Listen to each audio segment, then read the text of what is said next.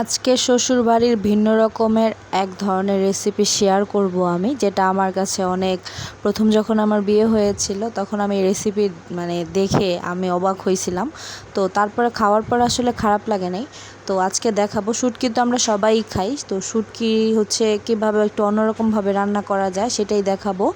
তো এর জন্য আজকে দুপুরে কী রান্না করেছি সেগুলো। আসসালামু আলাইকুম, সবাই কেমন আছেন? শুটকির জন্য মশলা কষায় নিচ্ছি। মশলা বলতে তেমন কিছু না, হলুদের গুঁড়া, মরিচের গুঁড়া যা যা দিই।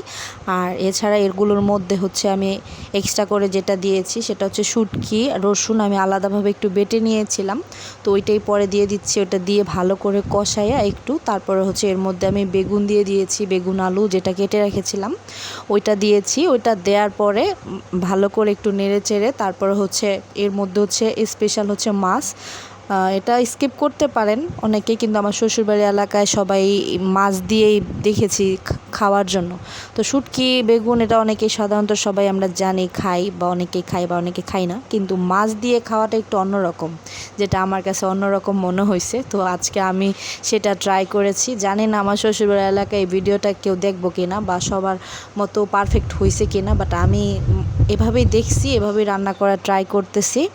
মাছ দিয়ে দিলাম ছোট ছোট, আমি এখানে মাছ দিয়েছি সরপুঁটি মাছ।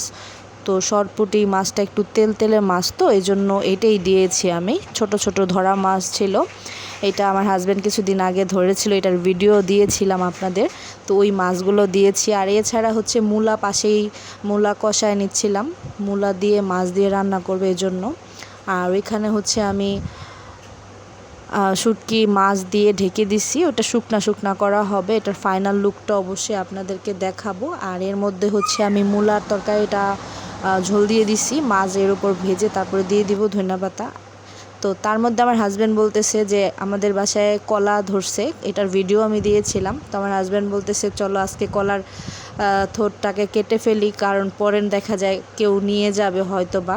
তো ফাইনালি দেখেন অনেকগুলো কলা ধরছে, আজকে কেটে ফেললাম। পাকে নাই এখনও, অনেকে বলতেছে এটা ঘরে রেখে দিলে নাকি